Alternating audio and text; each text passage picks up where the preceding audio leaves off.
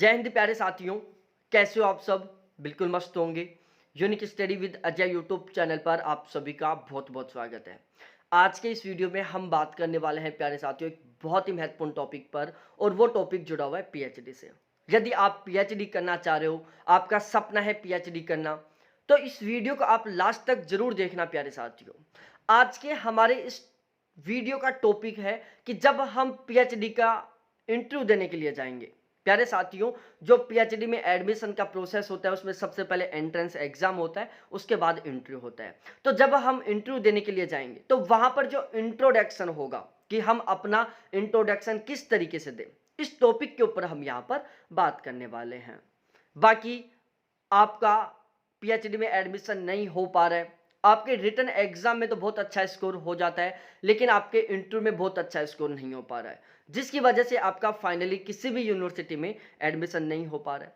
या फिर आप बिल्कुल फ्रेशर हो और आप किसी यूनिवर्सिटी में एडमिशन लेने जा रहे हो और वहां पर आपको इंटरव्यू देना है, और इंटरव्यू को लेकर आपके मन में डर घुसा हुआ है कि हम यार इंटरव्यू किस तरीके से देंगे, हमारे इंटरव्यू में बहुत अच्छा स्कोर होगा कि नहीं होगा।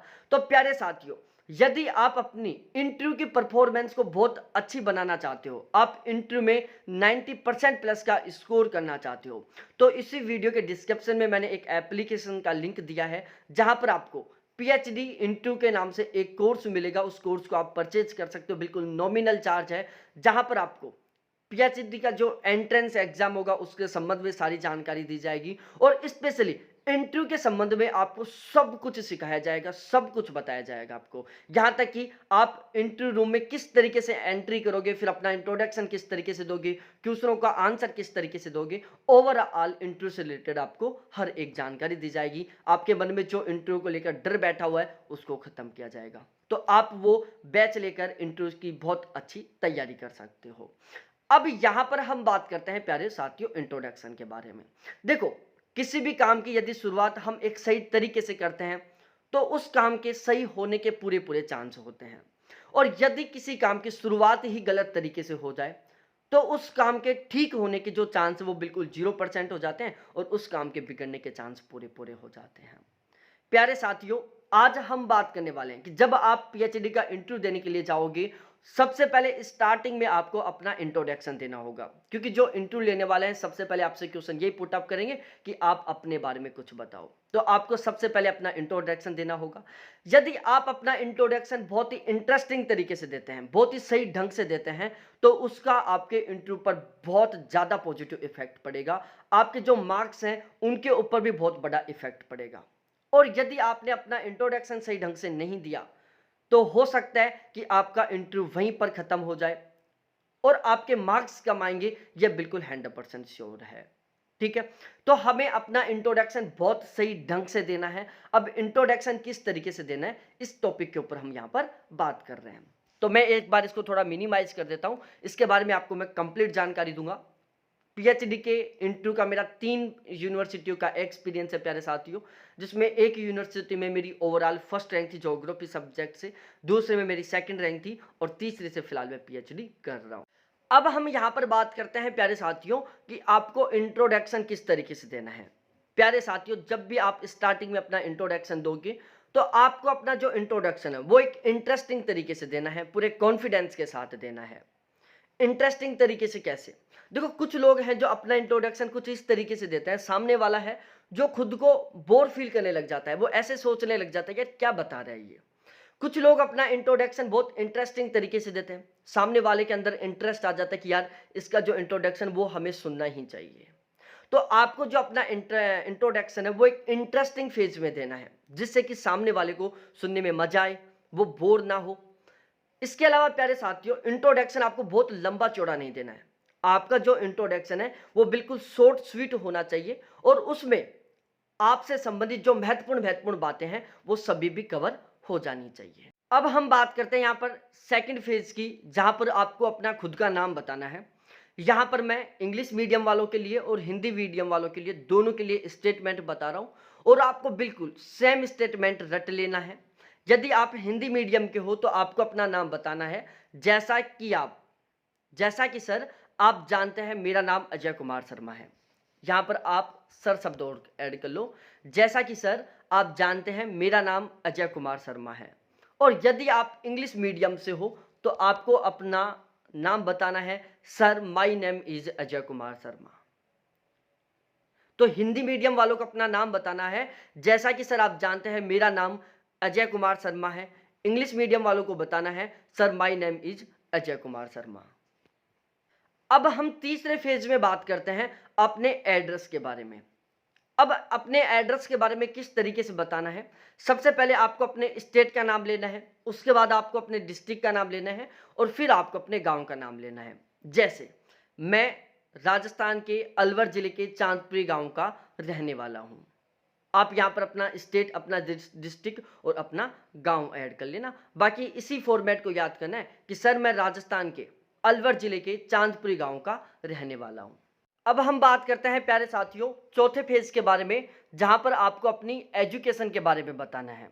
तो एजुकेशन के बारे में आपको बिल्कुल एक सेम फॉर्मेट में बताना है, केवल आपको अपनी जो पर्सनल डिटेल है उसको चेंज करना है। जैसे आपने स्कूलिंग कहाँ से की, यूजी ग्रेजुएशन आपने कब किया, कहाँ से किया, पोस्ट ग्रेजुएशन आपने कब किया, कहाँ से किया, केवल इसको बताना है। अब जैसे मेरी स्कूलिंग शिक्षा अलवर से हुई तथा मैंने अपनी ग्रेजुएशन 2016 में एवं पोस्ट ग्रेजुएशन 2018 में जयपुर से कंप्लीट की।